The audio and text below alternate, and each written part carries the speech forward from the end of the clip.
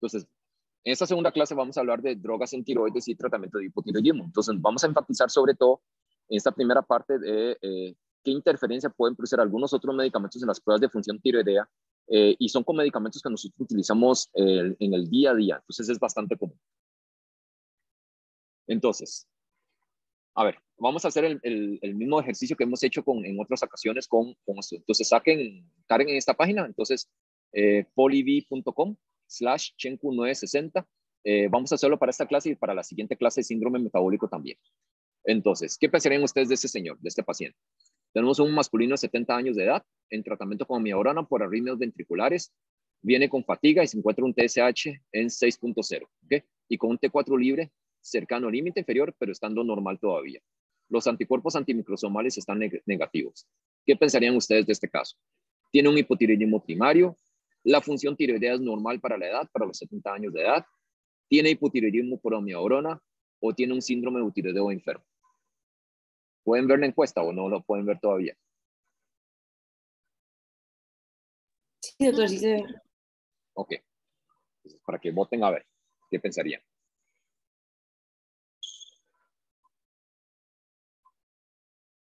A ver, tenemos 40 y tantos conectados.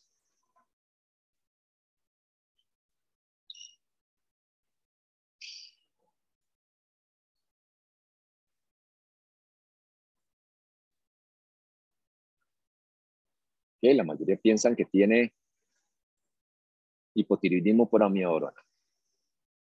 Ok. A ver, de la mayoría que están votando por hipotiroidismo por amiodarona, ¿por qué piensan que no tiene un hipotiroidismo primario?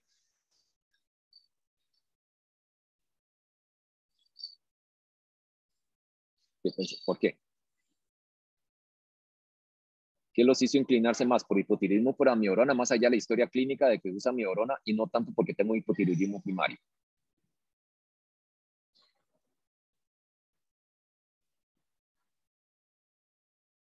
¿Alguien? ¿Alguien que se anime? Perdón, yo no sé por qué me está pasando esto. Los anticuerpos, ¿verdad? Entonces, anticuerpos negativos. Acuérdense que la causa principal, más del 90% de las ocasiones de los hipotiroidismos primarios, lo que tienen de trasfondo es una tiroiditis crónica de Hashimoto. Y en la mayoría de las ocasiones, cuando nosotros hacemos tiroiditis crónicas de Hashimoto, van a tener anticuerpos antitiroideos positivos, antimicrosomales o antitiroglobulina.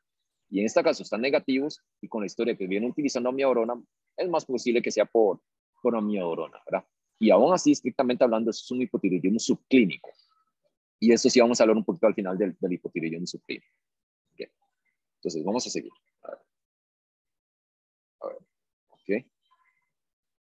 Entonces, muchos medicamentos, muchísimos medicamentos, muchas sustancias, no solo medicamentos, interfieren en todos los procesos que tienen que ver con la síntesis, liberación y acción de hormonas tiroideas, así como el eje hipotálamo hipófisis tiroides. Y van desde sustancias ambientales hasta fármacos utilizados rutinariamente en la práctica clínica. Y vamos a resaltar uno o dos medicamentos de cada uno de los mecanismos que nos interfieren con las pruebas de función tiroidea, porque esto incide directamente en la interpretación de las pruebas de función tiroidea. Y lo otro es que se involucra en mecanismos autoinmunes, por ejemplo, tipo interferón. Entonces, los efectos pueden persistir sobre el eje tiroideo a pesar de haber suspendido el fármaco. ¿Okay? Entonces, vamos a tener realmente, porque esto se puede interferir en todos los procesos. Nosotros podemos interferir en el proceso de entrada del yodo hacia la célula folicular de la tiroides, en el transporte del sodio, en transporte sodio-yoduros. Podemos interferir en el proceso de organificación del yodo. Entonces, esto es que el yodo luego se pueda pegar a la molécula a los residuos de tirosina de la molécula de tiroglobulina. Podemos interferir en el proceso de endocitosis de las moléculas de tiroglobulina y podemos interferir también en la liberación de las hormonas tiroideas, e incluso no está dentro de esta gráfica, podemos bloquear el receptor de hormonas tiroideas y podemos también interferir con la liberación tanto de TRH como el TSH. Entonces, realmente son diferentes sitios. Entonces, vamos a empezar a ver cada uno de estos sitios. Entonces, desde el punto de vista de Symporte, de la entrada del Symporte sodio-yoduro, aquí lo más común termina siendo los aniones monovalentes. Entonces, aquí, por ejemplo, este es el clorato. Entonces, antes se utilizaba perclorato de sodio como medio de contraste de las vías biliares por vía oral. Ya hoy en día no se utiliza porque tiene una serie de efectos adversos hematológicos. Entonces, pero antes sí era con alguna frecuencia que uno podía encontrar hipotiroidismo asociado al uso de perclorato. Dentro de los que actúan en este sitio hoy en día, uno de los principales termina siendo litio. Y litio actúa en múltiples sitios. Entonces, si yo estoy bloqueando la entrada de yoduro a la glándula tiroides, ¿cuál sería la consecuencia del uso crónico del litio? ¿A qué me puede llevar? Me lleva hiper o hipo.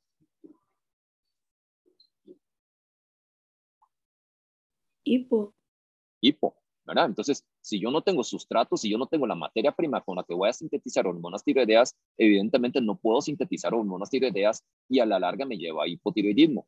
Entonces, los usuarios crónicos del litio tienen mayor riesgo de desarrollar hipotiroidismo.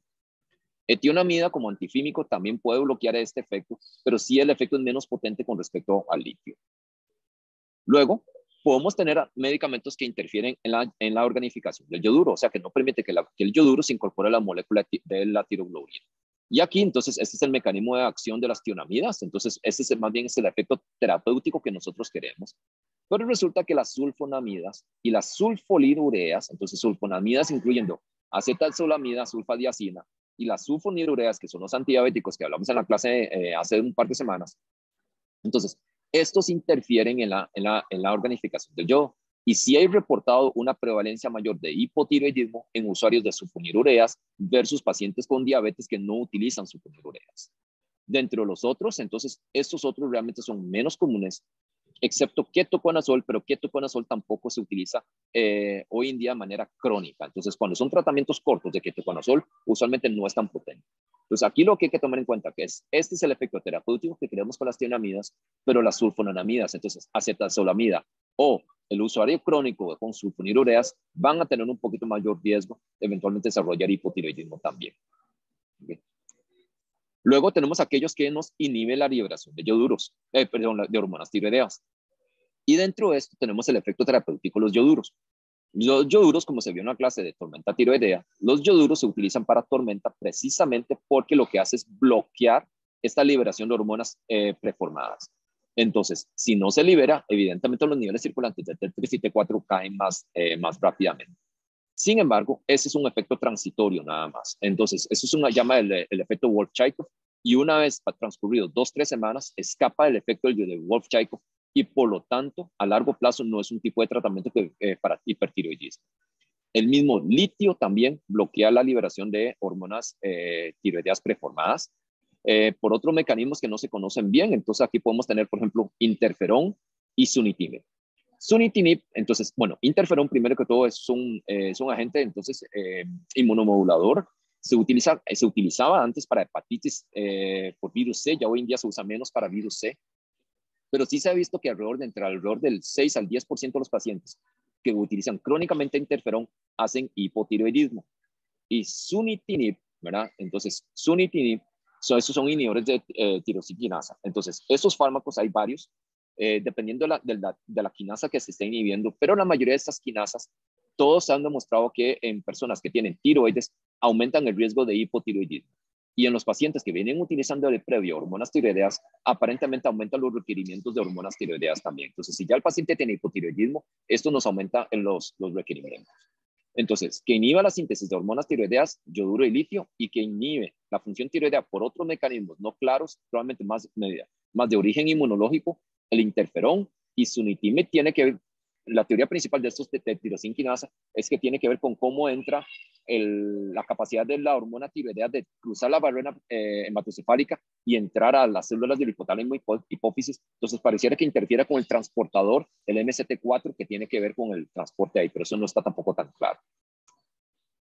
Entonces, les mencionaba que sí hay reportes de que pacientes con diabetes tratados con sulfonilureas tienen mayor tasa de hipotiroidismo comparado con cuando se tratan con otros antidiabéticos en general. Además, también las sulfonilureas inhiben un poco la unión del T4 al TBG. Puede haber un aumento compensatorio del TSH y el paciente puede llegar a un nuevo set point, a un nuevo estado de equilibrio, ¿verdad?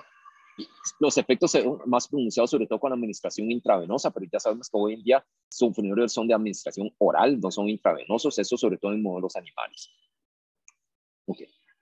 Entonces, esto tal vez es de las causas más comunes que nos llevan a referencias por pruebas de función tiroidea anómalos. Entonces, los medicamentos que nos aumentan la concentración de la globulina transportadora de hormonas tiroideas, la TBG, lo más común aquí termina siendo estrógenos 5-FU, ¿verdad? Que es un agente quimioterapéutico, ¿verdad? Y clofibrato es un fibrato, pero que hoy en día nosotros no tenemos en el país. Entonces aquí termina siendo el más común, estrógenos, pero hay que tomar en cuenta también algunos opiáceos. Entonces, si se utiliza estrógenos y aumenta la TBG, ¿qué pasa entonces con los niveles de T4 totales? T3 y T4 total de la paciente que está tomando estrógenos. En el agudo, ¿qué pasa? ¿Sube o baja?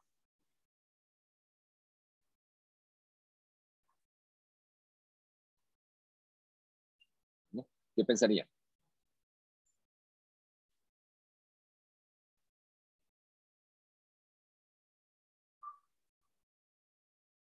A ver, no es una pregunta difícil. ¿Qué va a pasar con los niveles de T3 y T4 si yo aumento TBG?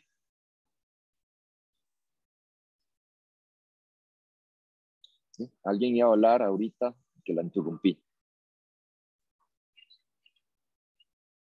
Pensaría que podrían aumentar los totales. Ok, los totales aumentan.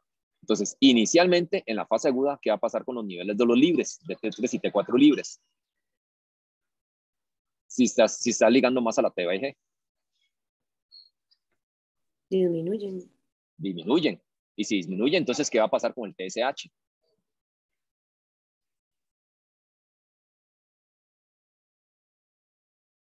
¿Sube o baja el TSH? Aumenta. Aumenta. Entonces, si aumenta TSH, ¿qué va a pasar con la producción de hormonas tiroideas por parte de las células foliculares?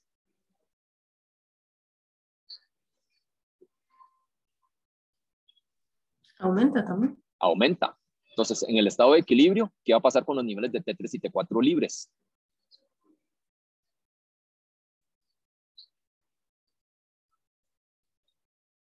¿Siguen bajos o vuelven a la normalidad?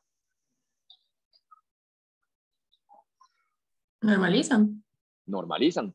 Y cuando normalizan, entonces, ¿qué va a pasar con el TSH? ¿Persiste alto o normaliza?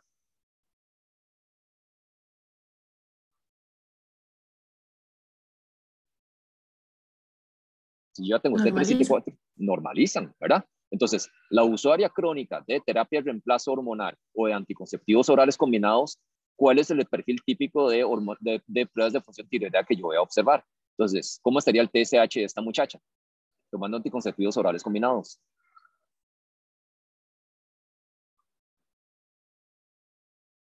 ¿Está alto o está normal el TSH?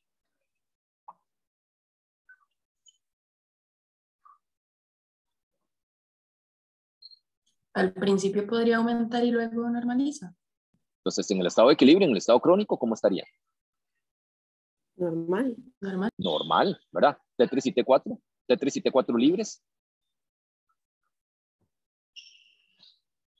¿Normales o bajos? Normal.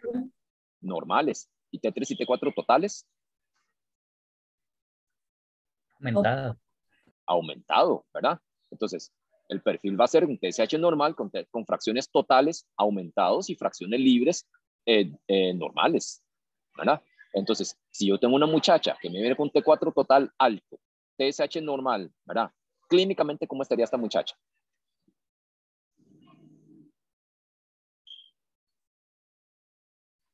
¿Estaría hipertiroidea o estaría eutiroidea? Eutiroidea. Estaría eutiroidea. Entonces viene una muchacha por puro control, viene con TSH normal, ella está sintomática y tiene un T4 total alto y viene tomando cualquier anticonceptivo. ¿Qué hay que hacerle? Nada. Nada, ¿verdad? Es una respuesta fisiológica. Bueno, fisiológica no, es una respuesta farmacológica esperable que no tiene ninguna repercusión en estos momentos, ¿verdad? Y estos pacientes consultan mucho por esa alteración, porque no toman en cuenta esa interpretación, ¿verdad? Pero no hay que hacerle nada. Y lo contrario sucede con el uso más bien de andrógenos. Los andrógenos más bien bajan los niveles de TBG. Entonces vamos a tener un T4 total bajo, ¿verdad? Con un T4 libre normal, con un TSH normal. Igual con el uso crónico de glucocorticoides, el uso crónico de ácido nicotínico como hipolipidemiante, pero acuérdense que hablamos que estas dosis son muy altas, muy mal tolerados, entonces usualmente el ácido nicotínico no se usa, y el asparraginasa como otro agente quimioterapéutico. Pero lo común sería estrógenos y opiáceos crónicamente pueden aumentar TBG, y andrógenos, ¿verdad? Y glucocorticoides crónicamente bajan TBG. Entonces, como le reitero, esto es un motivo bastante común de referencia a endocrino por pruebas de función tiroidea en buena teoría raras, ¿verdad? Y no son raras, es puro fármaco. Okay. Luego, que nos alteren la unión de la globulina transportadora de hormonas tiroideas. El modelo clásico aquí termina siendo los salicilatos. Entonces, los salicilatos, la intoxicación por salicilatos dentro de los mecanismos que nos llevan a los síntomas es que desplazan la unión de proteínas de T3 y T4. Entonces, aumenta la fracción libre y el paciente, eso es lo que hace que el paciente se presenta en la intoxicación con salicilatos, puede estar hipertenso, con palpitaciones, con hipertermia incluso, ¿verdad? Entonces, simulando mucho el cuadro de hipertiroidismo precisamente por desplazamiento de las hormonas tiroideas. Aquí podemos tener nuevamente sulfonilureas, ¿verdad? Podemos tener heparina, podemos tener furosemida, pero usualmente con furosemida con heparina no llega a producir hipertiroidismo sintomático. Eso termina siendo cuando tenemos intoxicación por salicilatos. Luego, que nos aceleren el metabolismo. Entonces, nos aumentan la actividad de la dehydrogenasa y la conversión periférica de T4 a T3. Entonces, ya hablamos un poquito del PTU. Los glucocorticoides lo pueden hacer. Dentro de los beta bloqueadores, específicamente el propanolol es el que bloquea la conversión periférica de T4 a T3. Los agentes yodados, entonces, algunos medios de contraste. La amiodarona también lo puede hacer. Entonces, esto según lo que uno quiera, por ejemplo, con PTU y glucocorticoides, más bien es un efecto terapéutico que se busca, aunque ya hablamos que esto efectivamente, clínicamente no es tampoco muy relevante. Luego, tenemos aquellos que son los que son inductores enzimáticos de la dehydrogenasa a nivel hepático. Entonces, estos que son entonces, si son inductores, entonces convierten más fácilmente o aceleran la conversión, perdón, de T4 hacia T3, luego de T3 a T2, de T2 a T1, que son los que terminan excretándose a través de la bilis. Y esos son los inductores enzimáticos clásicos, que tenemos fenitoína, carbamazepina, fenobarbital. Entonces, esto hace que los pacientes que son epilépticos y utilizan esos medicamentos de manera crónica, usualmente los requerimientos de hormonas tiroideas que tienen ellos terminan siendo mayores comparados con pacientes sin usar esos fármacos. Colestiramina y colestipol se debe a que entonces una vez que se excreta T1 y T2 en las sales biliares, una vez que llegan al tracto gastrointestinal, las bacterias del tracto gastrointestinal rompen el enlace que hay entre la tirosina y el yoduro, y el yoduro se reabsorbe. Entonces, cuando nosotros estamos utilizando resinas tipo colestiramina, la colestiramina fija el T1 y T2 y se elimina, y por lo tanto, entonces no permite la circulación enterohepática, la recirculación y la reabsorción del yoduro, y eso entonces eventualmente nos lleva a deficiencia de yoduros y potencialmente, entonces, si el paciente no tiene suficiente yoduro, pues nos puede llevar hipotiroidismo a largo plazo. Soya también, entonces soya está bien establecido que fija yoduros por la fibra de la soya. La misma soya también puede fijar la hormona tiroidea, entonces eso es un reto para, por ejemplo, los bebés que utilizan fórmulas a base de soya y que tienen hipotiroidismo congénito. Rifampicina es otro de los inductores enzimáticos clásicos. Sabemos que los minerales tipo sulfato, hierro, hidróxido de aluminio, estos pueden quelar el yoduro. Sucralfato, imatinib, otro inhibidor de tirosiquinasa también. ¿Okay? Luego, tenemos aquellos que nos modifican los niveles de TSH. Entonces, ya esto es de nivel hipotalámico hipoficiario. Tenemos aquellos fármacos que nos aumentan las concentraciones séricas del TSH. Esto incluye los yoduros, y ya hablamos que esto es porque entonces al bloquear la liberación de hormonas tiroideas, entonces los niveles de TSH van a subir. Litio también por medio del bloqueo de la síntesis de hormonas tiroideas, pero dentro de los que ya son un efecto directo en el hipotálamo como tal, tenemos los bloqueadores dopaminérgicos. Entonces, lo más comúnmente utilizado, metoclopramida o domperidona, estos pueden elevar el TSH. ¿Okay? Estos ya son mucho menos comunes. Luego, también tenemos, por ejemplo, simeticina, aunque la dosis que requiere mucho más alto. Clomifeno también requiere dosis altas. Espironolactona requiere dosis altas. Entonces, solamente con las dosis habituales no llegan a producir una elevación de TSH, sino que termina siendo metoclopramida, litio, ioduros y dosis altas de clomifeno o espironolactona. Luego podemos tener aquellas sustancias que bajan el TSH. Y como sabemos, y es lo esperable, el uso de hormonas tiroideas, análogos de hormonas tiroideas desde hace mucho tiempo se vienen utilizando en la manera, en ensayos clínicos, tratando de estudiar análogos selectivos de hormonas tiroideas a nivel hepático, pero realmente no hay ninguno comercializado hoy en día. Podemos tener los agonistas dopaminérgicos. Acuérdense que los agonistas, la dopamina como tal es un inhibidor de la liberación hipoficiaria de diferentes sustancias, incluyendo TSH. Entonces, el uso de L-Dopa o agonistas dopa como bromocriptina, entonces pueden bajar los niveles de TSH. Iridoxina, dosis altas, entonces puede también bajar el TSH, pero esos son los más comunes. Bueno, y por supuesto, si se utiliza dopamina directamente, por ejemplo, para como resucitación en cuidados intensivos, dosis altas, la dopamina como tal sí. Entonces, en las infusiones de dopamina, bromocriptina, L-Dopa. Entonces, todo lo que sea agonista al receptor de dopamina nos baja el TSH, y lo que sea antagonista, lo que sea bloqueador del receptor de dopamina, más bien entonces nos suben el TSH. ¿Ok? Finalmente, entonces podemos tener otros que también nos pueden actuar sobre el TSH también. Esto es parte de la continuación de esta lista de esta misma lista que nos disminuye el TSH. Podemos tener antagonistas serotoninérgicos, podemos tener glucocorticoides, el ácido salicílico, ya hablamos de los salicilatos, que lo que hace es desplazar y aumentan los niveles de T3 y T4, y eso por mecanismo de retrocontrol, entonces suprime el TSH. Somatostatina y sus análogos como octreótido, entonces estos son inhibidores de la liberación de factores hipoficiarios también por excelencia. Clofibrato, opiáceos, metformina, dosis muy altas, pero no es tampoco algo muy común. Entonces, finalmente podemos tener algunos que actúan directamente en el receptor. Lo que pasa con esto es que es muy difícil de medir. Se ha visto que amiodarona puede tener cierto efecto sobre el receptor de hormonas tiroideas, las benzodiazepina, furosemida, AINES, y esto lo que hacen es inhibir la unión del T3 al receptor citosólico, y no se sabe realmente la relevancia de esto. Entonces aquí nos quedamos con la duda. Entonces vamos a hablar de un par de agentes en específico.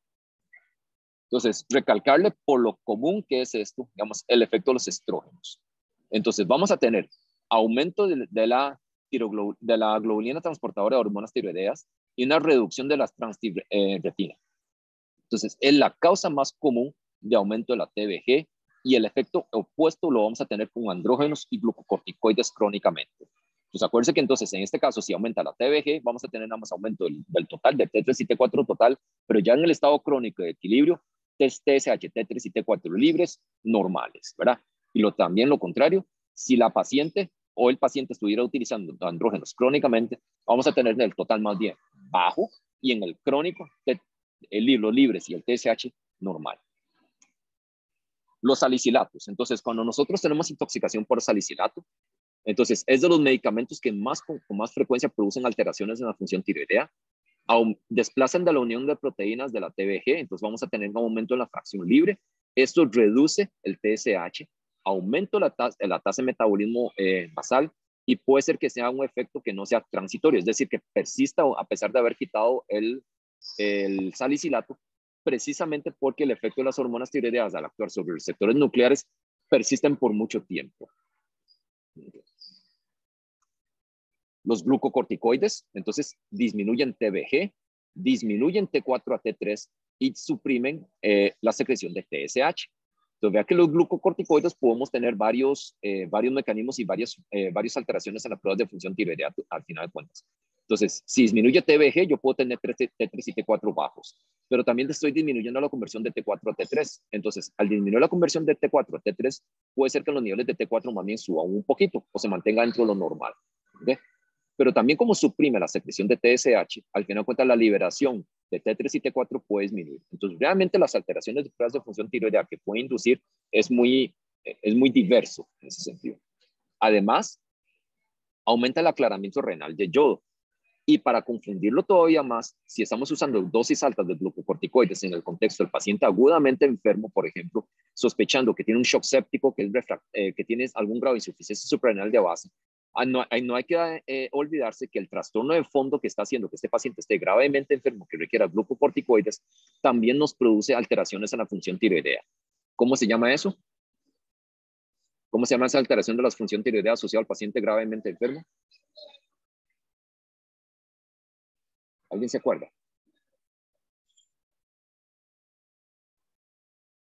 ¿Síndrome de qué?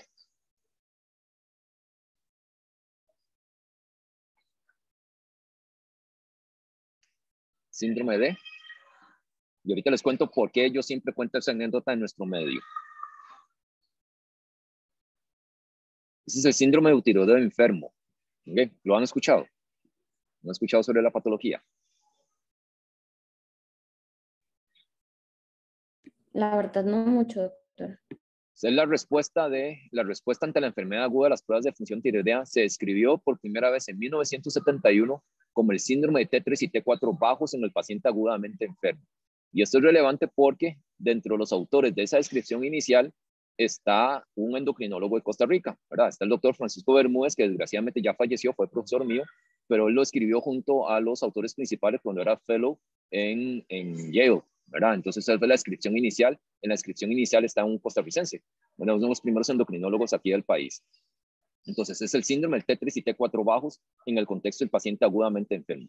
Hoy en día sabemos que no es solo T3 y T4 bajos, sino que según la fase que uno agarre, puede tener TSH bajos, puede tener TSH incluso ligeramente altos, a veces puede tener un T4 ligeramente alto, ¿verdad? Pero es la respuesta adaptativa fisiológica ante una enfermedad aguda para bajar la tasa de metabolismo basal, ¿verdad? Entonces, si además la condición de fondo del paciente, digamos, tiene una enfermedad severa que hace que los niveles de T3 y T4 bajen, entonces eso se suma al efecto del esteroide que se le dio y entonces nos producen todavía más alteraciones en las pruebas de función tiroidea. ¿Quedamos claros con eso? Ok.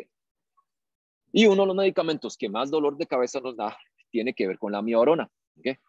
Y el problema con esto es que la amiodarona, la molécula de la amiodarona, del peso molecular que tiene, alrededor de un tercio, el 37% del peso molecular es yodo. Y este yodo, una vez que está libre, corresponde más o menos a 20 veces los requerimientos diarios de yodo que nosotros tenemos de la dieta.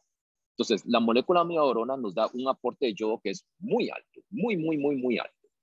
Entonces, este exceso de yodo nos puede producir varios problemas. Entonces, lo primero, aquí, entonces, el exceso de yodo, entonces, ¿qué dijimos que producía el yodo sobre la síntesis y liberación de hormonas tiroideas? ¿Qué dijimos que podía llegar a producir? ¿Cómo se llama el efecto?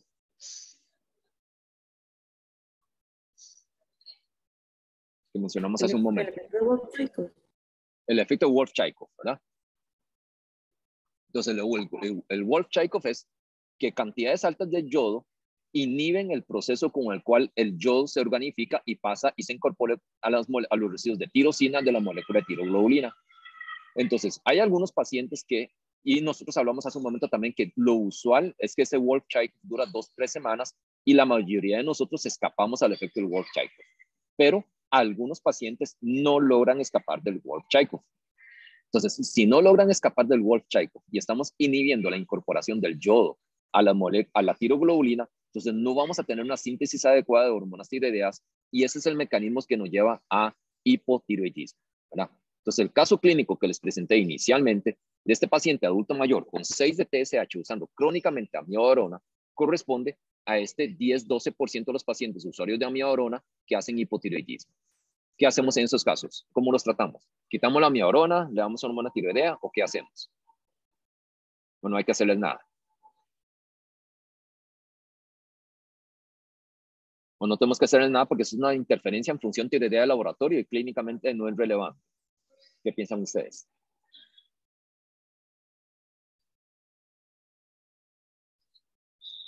¿Hay que tratarlo? ¿No hay que tratarlo?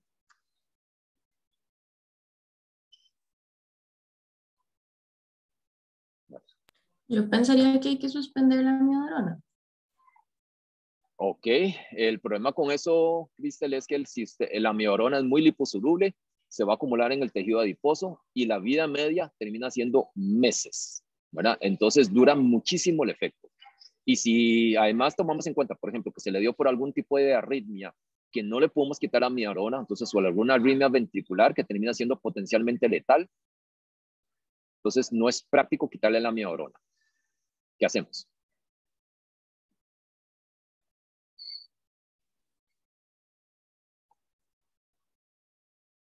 No se podría. Sí, eso. Adelante, Milena. Vamos.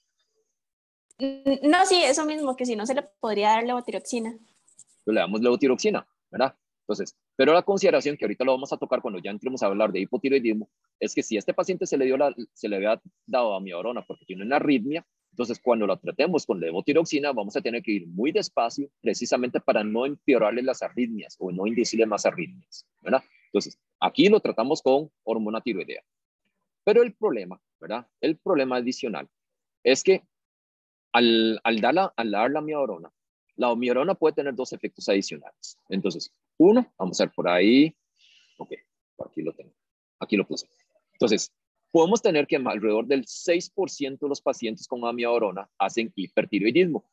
Y hay dos mecanismos de hipertiroidismo. Entonces, tenemos un tipo 2, que es un mecanismo destructivo. Entonces, eso es una tiroiditis. ¿Okay? Es un mecanismo destructivo sobre la célula folicular de la tiroides.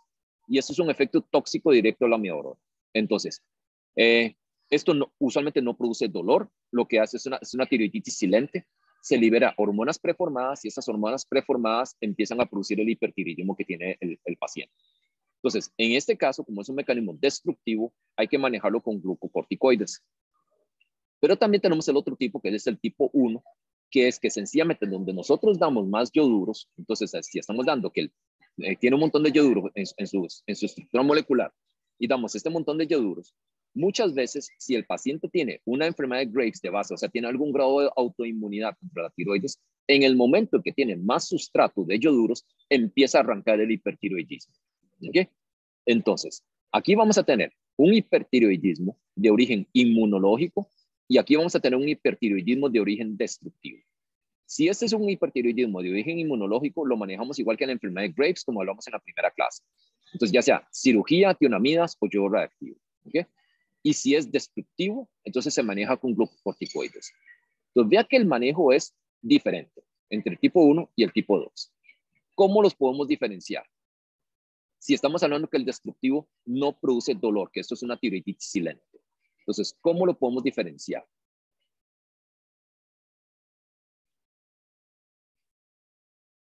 Porque en un caso le voy a dar PTU y en el otro caso o PTU o metimazol y en el otro caso le voy a dar glucocorticoides. ¿Cómo lo podría diferenciar? Bueno, eso es una disyuntiva porque esto realmente es un ejercicio de los más complicados. Entonces, hay algunos datos indirectos. Entonces, si yo le mido, por ejemplo, marcadores de inflamación, velocidad de sedimentación, PCR, tiende a ser más altos en el destructivo, pero no son marcadores muy específicos y muchas veces no lo elevan tampoco. Si yo veo vascularidad, en el Graves va a estar un poquito más vascularizado la tiroides, pero tampoco es muy efectivo. Si le intento hacer un gamma de tiroides, ¿verdad? Una captación de yodo reactivo, en buena teoría, aquí debería venir un poquito más alto. Lo que pasa es que el pool endógeno de yodo, como estamos recibiendo una amiodarona, está muy saturado. Entonces, cuando yo lo de yodo reactivo, la competencia que va a tener la tiroides entre el pool endógeno muy saturado y el yodo reactivo es muy alto. Entonces, la captación, aunque capte mucho, va a captar más del pool endógeno que del yodo reactivo. Entonces, que venga con una captación baja, no me descarta la posibilidad tampoco, ¿verdad? Entonces, una de las formas de aquí es hacer una gammagrafía con un radioisótopo que se llama Sestamibi. Sestamibi lo que mide es actividad mitocondrial. Entonces, si yo tengo enfermedad de Graves y la tiroides la que está hiperfuncionando, va a tener mayor actividad mitocondrial, entonces va a captar con Sestamibi. En cambio, cuando es destructivo, más bien se está destruyendo la célula folicular, incluyendo las mitocondrias, y por lo tanto no vamos a tener captación con Sestamibi. Pero realmente esto es un ejercicio complicado, pero sí hay que tratar de hacer la diferenciación entre los tipos de hipertiroidismo que el paciente tiene para tratar de establecer el tratamiento definitivo. ¿Okay? Y para terminar de hacer las cosas más complicadas con amiorona, es que en el agudo, entonces, por ejemplo, llegó un paciente al servicio de emergencias, yo le puse una infusión de amiorona porque venía con una arritmia que lo requería, y en el agudo disminuye T3, ¿verdad? Aumenta T3 reversa y aumenta levemente el T4 porque lo que hace es inhibir la eyoniasa. Entonces, inhibe la conversión periférica y por lo tanto el T4 se acumula y vamos a tener menos del T3, ¿ok? Entonces, al bajar el T3 puede aumentar el TSH. Esto tiende a producirse sobre todo en las primeras horas después de haber recibido amiorona a dosis altas intravenosas. Pero a largo plazo, entonces tiende a ser más común el hipotiroidismo, 6% hacen hipertiroidismo, entonces vea que no es del todo tan infrecuente. Y si sumamos todo, ¿verdad? Alrededor del 20% de los pacientes van a hacer algún grado de disfunción tiroidea asociado a la amiorona. Entonces, un aspecto fundamental aquí es, paciente que se va a empezar tratamiento crónico con amiorona o incluso la infusión aguda, deberíamos tener una prueba de función tiroidea antes de la administración de la amiorona para tener un punto de referencia. Ok, ¿dudas con amiorona? ¿Dudas con drogas y tiroides en general?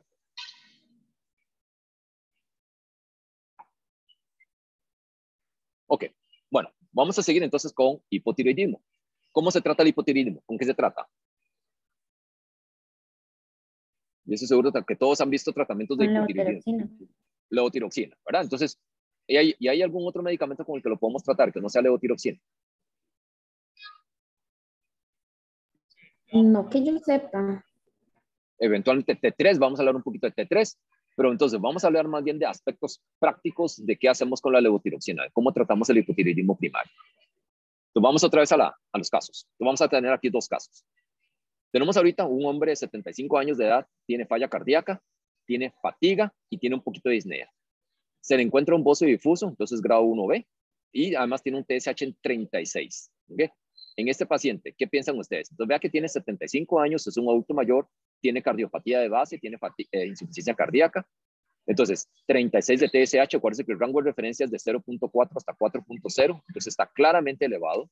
Entonces, ustedes piensan que no hay que darle tratamiento, hay que darle levotiroxina empezando con dosis bajas, podemos darle levotiroxina a dosis plenas, tenemos que confirmar el diagnóstico con T4 y anticuerpos, o harían algo diferente. ¿Qué pensarían ustedes?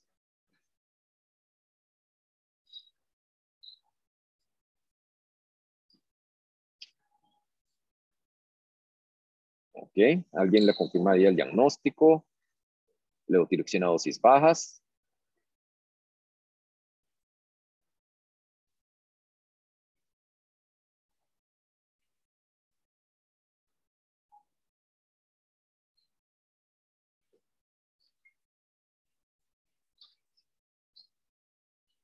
Ok, la tendencia sea como 60-40. Bueno, como un tip más clínico, más de endocrino clínico y medicina interna clínico, hay diferentes estudios aleatorizados en adultos mayores que indican que TSH menores de 8, no 36, 8, el tratamiento con levotiroxina no provee mayor beneficio, hasta 8 de TSH, ¿ok?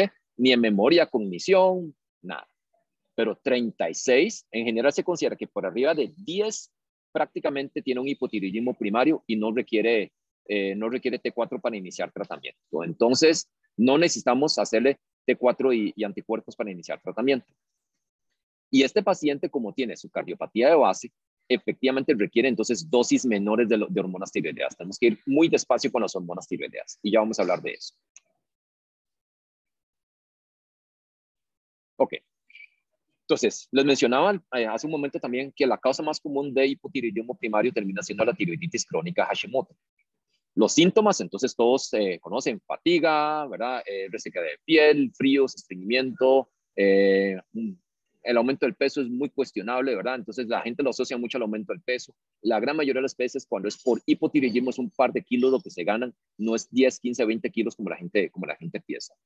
Ya hablamos también que la valoración inicial del laboratorio debería hacerse con un TSH. No es necesario hacer TSH, T3 y T4. Entonces el tamizaje es con TSH. Y si el TSH está por arriba de 10, es un hipotiroidismo primario y la mayoría de veces requiere tratamiento. TSH entre 4 y 10 sí se considera que puede ser un hipotiroidismo subclínico y tenemos que confirmar ahí sí con T3 y T4. Es una patología bastante común. Hasta 6% de la población general va a tener hipotiroidismo, siendo la relación mujeres a hombres como una relación 4-1. Entonces, 80% de las personas que tienen hipotiroidismo primario son mujeres y solo 20% los hombres. ¿Okay? Luego, como se mencionaba, entonces primero hablamos de hipotiroidismo primario. Entonces, aquel paciente que viene con más de 10 de TSH. Entonces, si es un paciente que no tiene, digamos, es un paciente joven, buen estado general, no tiene ninguna cardiopatía de base, no tiene historia de arritmias, podemos iniciar a dosis plenas. ¿Y qué son estas dosis plenas? La dosis de levotiroxina promedio es aproximadamente 1.6 microgramos por kilo, ¿verdad? Entonces, en un adulto de alrededor de 60 kilos va a ser alrededor de 100 microgramos, y si es un adulto de alrededor de 70 kilos, termina siendo alrededor de 110 microgramos diarios. ¿Okay? ¿Y cómo damos 110 microgramos diarios? A ver, ¿cómo damos ese pizquita de más, ese 110? ¿Qué piensan ustedes? ¿Cómo hacemos con la dosificación? Damos una tableta y un décimo diarios. La que tiene la caja es solo de 100 microgramos. A nivel del mercado sí hay de diferentes formulaciones, pero ¿cómo podríamos dar 110, 112, 115 aproximadamente?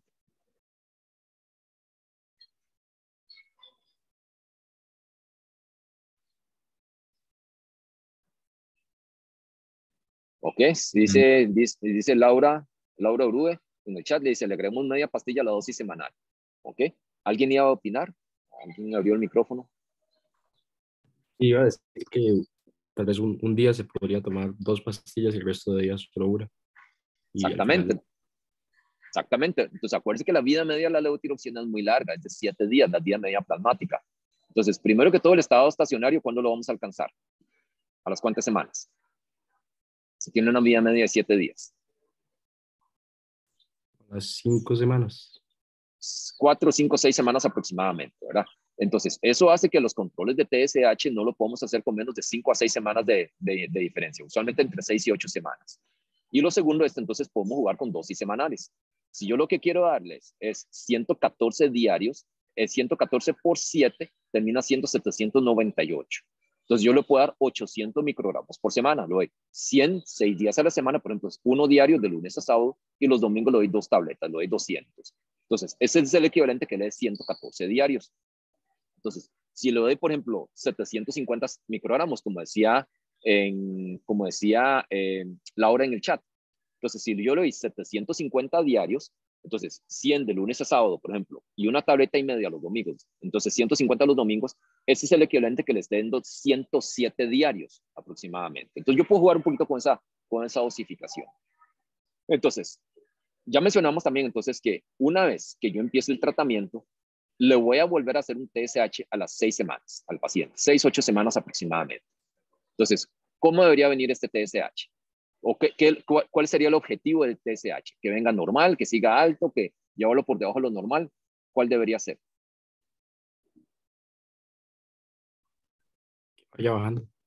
Que vaya bajando, ¿verdad? Y a las 6, 8 semanas debería estar ya como. Todavía un poquito alto, ya debería estar normal, si estuviera bien todo. Si estuviera bien la dosis desde el principio, entonces debería estar normal. Ya debería estar normal. Y si persiste alto, ¿qué tengo que hacer? Subir la dosis. Subir la dosis. ¿Cuánto? ¿Cuánto le va a aumentar? Cada vez que le va a aumentar la dosis, ¿cuánto le va a aumentar la dosis? La verdad no estoy claro, puede ser una pastilla por semana, digamos. O sea, Una le pastilla subo por una semana. pastilla y le subo una pastilla, vuelvo a medir en 6 meses, en 6 semanas, perdón, y luego... Okay. Usualmente, digamos, por eso decía más, esto es más de aspectos prácticos, ¿verdad? Porque entonces, es eso. Yo sé que tengo que aumentar la dosis, pero ¿cuánto? Entonces, usualmente este aumento de dosis es alrededor de un 20 a un 30%. Entonces, yo lo voy a calcular, por ejemplo, que si el paciente viene tomando 100 microgramos y le quiero aumentar 20 a 30%, debería pasar a tomar entre 120 a 130 microgramos diarios. Y si le quiero dar 130 microgramos diarios, entonces, por ejemplo, a la vuelta de 7 días corresponde a 910. Entonces, 9 tabletas por semana. ¿Okay? Entonces, pero si ya venía utilizando, por ejemplo, 150 microgramos diarios y yo le aumento una tableta por semana, esa tableta de 100 entre 7 días es el equivalente en el que le aumente 14. Entonces, si venías tomando 150 y lo estoy aumentando 14, lo estoy aumentando muy poquito, apenas un 10%, ¿verdad? Entonces, por eso es más que el número de tabletas, es entre un 20 y un 30% de lo que viene utilizando previamente, es lo que le voy a aumentar y le vuelvo a titular, le vuelvo a medir un TSH en 6-8 semanas y vuelvo a titular en caso necesario. Si el TSH me viene bajo, entonces me viene menos de 0.4, igual. Le reduzco la dosis entre un 20 y un 30% y le vuelvo a hacer un nuevo control en 6 a 8 semanas. ¿Ok? ¿Quedamos claros con eso? ¿No hay alguna duda con la titulación de la dosis? Pero ahí si viene bajo y le vuelvo a bajar el mismo 20-30%, la dosis quedaría al final igual que antes. No.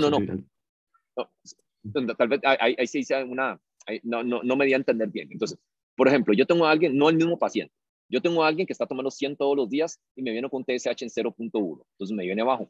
Entonces, yo a este paciente lo voy a bajar de 100 todos los días a más o menos a 70. ¿Okay? Entonces, 70 por 7, 490, entonces le doy 500 por semana. ¿Ok? Ese primer escenario quedamos claros. Sí. Sí. ¿Estamos bien? Ok. Entonces, ahora tengo el paciente que yo le subí de 100 a 130 diarios. ¿Ok? Entonces, con 100 estaba, pongámosle, no sé, tomando 100 todos los días, venía con un TSH en 6, entonces le subía a 130 y con 130 me viene un TSH en 0.2. ¿Ok? Entonces, por supuesto que si yo me devuelvo al 100, ¿verdad? El TSH me va a volver al 6 como estaba. Entonces busco un punto intermedio en este caso, ¿verdad? Pero esto es porque yo tengo ya el antecedente que con 100 no andaba bien controlado.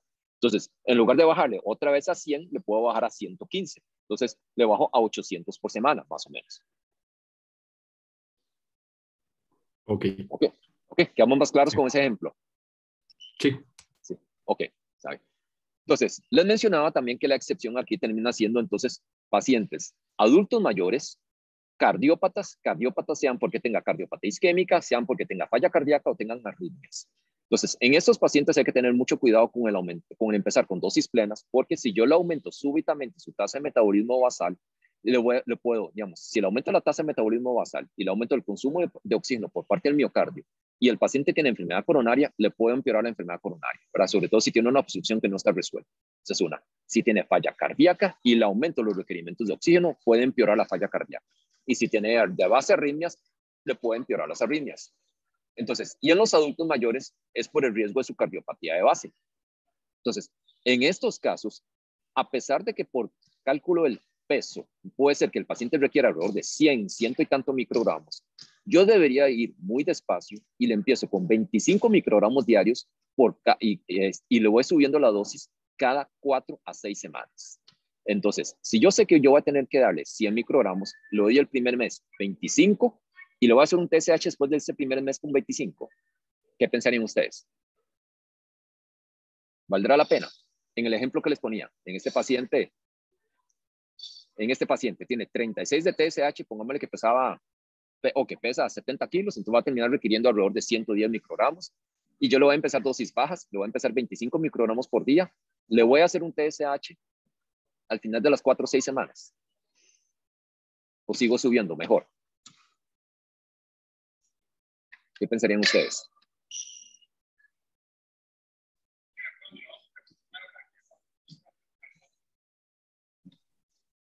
Pues subirlo de una vez.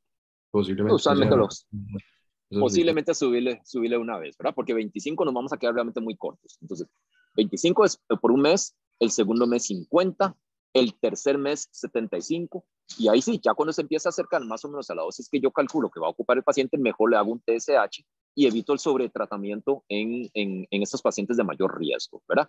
Pero sobre todo cuando está al principio, esas dosis de 25-50, que es poco probable que con el que se vaya a controlar, no necesariamente tengo que hacer un TSH en ese contexto.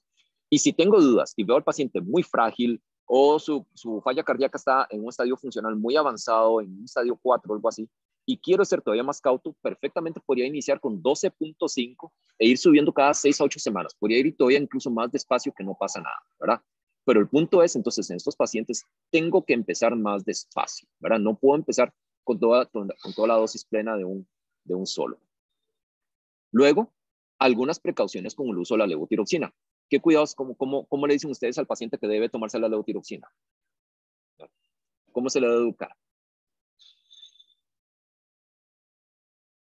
En ayunas me pone Laura, ¿qué más? ¿Ok? Perfecto, en ayunas, ¿qué más? ¿Con qué se lo toma? Jugo, leche, agua. ¿Ok? Con agua. ¿Y cuánto tiempo después tiene que desayunar? 30 minutos. Ok, entonces, muy bien, Laura. Entonces, en ayunas con agua y 30 minutos para desayunar. Y si el paciente por alguna razón tenemos que dar otros fármacos, por ejemplo, tenemos que dar un inhibidor de bomba que también se toma en ayunas, ¿qué hacemos? ¿Cómo se le instruye? Le damos omeprazol también a este paciente y el omeprazol sabemos que funciona mejor en medio ácido. ¿Qué se toma primero? ¿La levotiroxina o el omeprazol?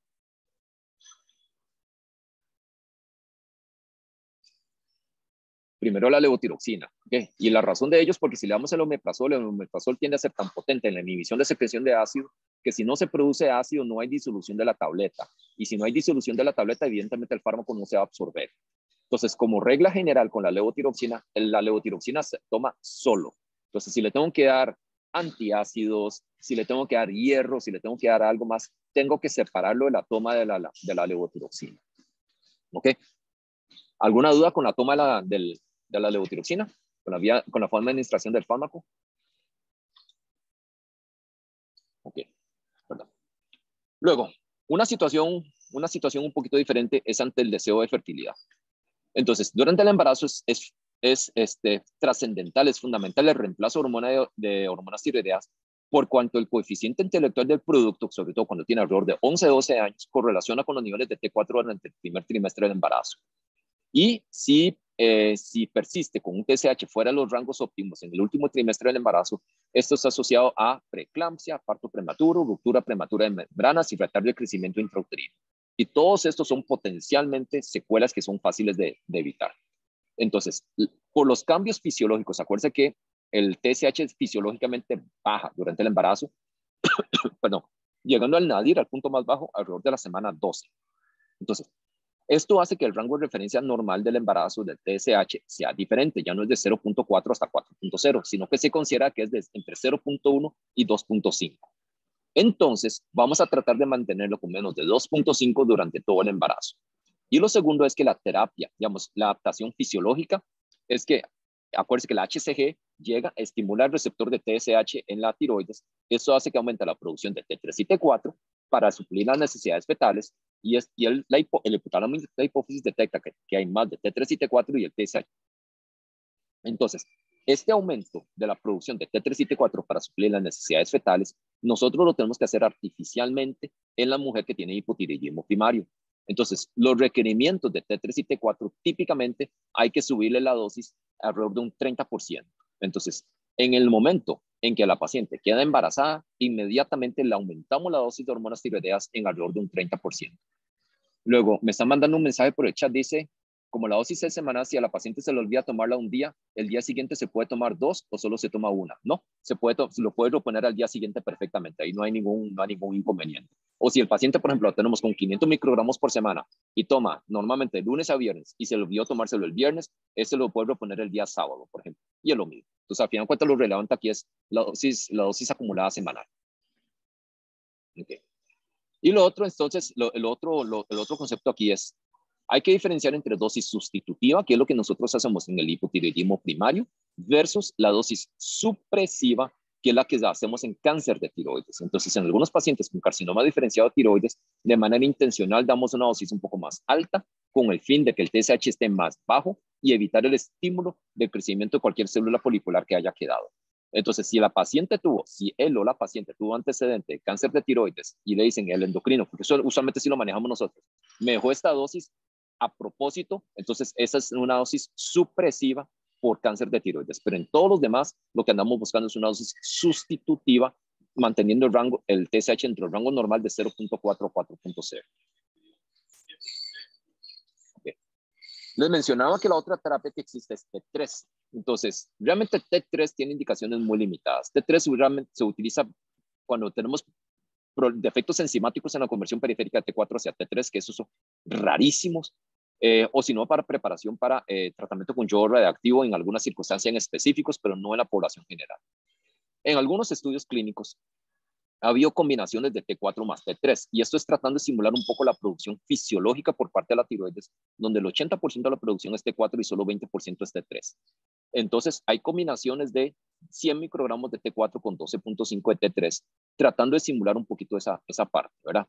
Sin embargo, digamos, los estudios no son muy concluyentes. Algunos muestran mejorías en algunos parámetros subjetivos, sobre todo la sensación de bienestar, pero los ensayos clínicos aleatorizados grandes no han demostrado un claro beneficio de la combinación con T3. Entonces, por eso es que el gol estándar hoy en día sigue siendo el tratamiento con T4 en forma de monoterapia. Ok. Entonces, el último caso de esta clase de hipotiroidismo. Ahora tenemos una muchacha de 35 años, tiene 35 índice de masa corporal, consulta por su obesidad, al examen físico no presenta bocio y tiene un TSH en 5. No hay historia familiar de enfermedades tiroideas. ¿Qué le harían ustedes a esta muchacha? Entonces, por la obesidad y TSH en 5. Tenemos que empezar la levotiroxina, se puede observar con nueva medición de TSH en 6 meses, hay que completar estudios con anticuerpos antitiroideos o haría algo diferente. ¿Qué le harían ustedes?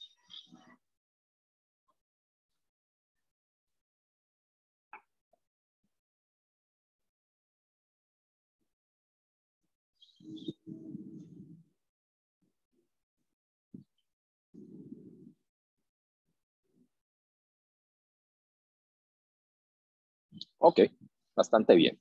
Bueno, definitivamente lo primero es que no hay que iniciar levotiroxina en este contexto. Entonces, con una sola medición de TSH, decirle a la persona que va a tener hipotiroidismo y requiere tratamiento de por vida, es muy prematuro, ¿verdad? Lo segundo es que los pacientes con obesidad tienden a tener TSH cercanos al límite superior. Entonces, esto puede ser una adaptación fisiológica normal. Y lo tercero, entonces, es que estrictamente hablando, ¿qué tiene ella? ¿Cómo se llama esta condición que tiene ella? ¿Hipotiroidismo qué?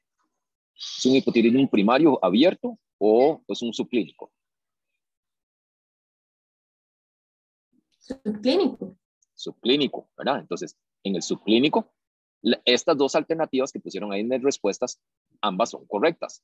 Entonces, podríamos vigilarle un nuevo TSH en unos 3 a 6 meses y si tiene una tendencia hacia el alza de 6, ahorita la siguiente en el 5, por ejemplo, que está ahorita, en el siguiente me viene en 8, entonces probablemente sí requiera tratamiento. Pero también le puedo completar estudios haciéndole anticuerpos. Y si esta paciente ya tiene anticuerpos positivos, son anticuerpos antimicrosomales positivos, pensando en que tiene un Hashimoto, ¿verdad? Y tiene un TSH en 5, ahí sí habría argumentos a favor de empezarle tratamiento, ¿verdad? Pero si no tengo acceso y no puedo hacerle anticuerpos, le puedo hacer un TSH en 6 meses y con eso tomó la decisión. Pero el punto es, no está como para empezar tratamiento una sola vez. Entonces, esto es para ilustrar el contexto del paciente con hipotiroidismo subclínico. Entonces, hipotiroidismo subclínico tiene alguna asociación, por ejemplo, con contractilidad cardíaca, con alteraciones estructurales cardíacas, con riesgo cardiovascular, más allá de los síntomas. Lo que nunca se ha podido definir es que el tratamiento del hipotiroidismo subclínico, ojo que no es lo mismo la asociación epidemiológica entre un TSH ligeramente alto y riesgo cardiovascular, a decir que si yo lo trato con hormonas tiroideas, revierto ese riesgo cardiovascular.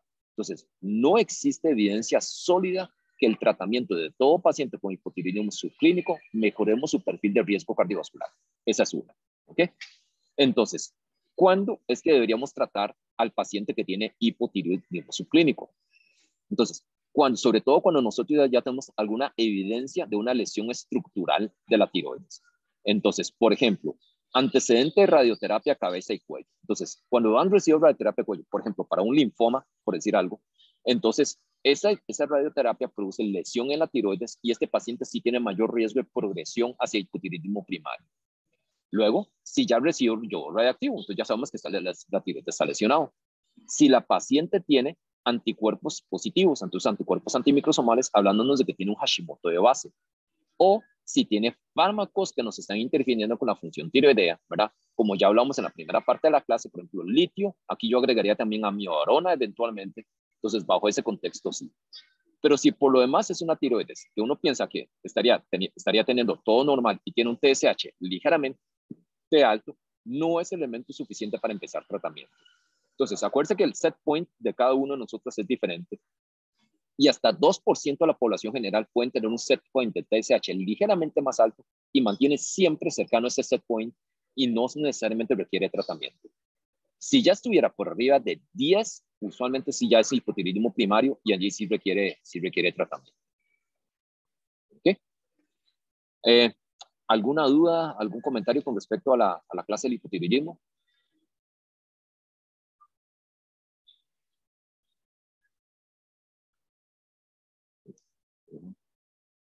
Bueno, yo sé que, bueno, entonces tienen lo de la graduación, no hemos entrado.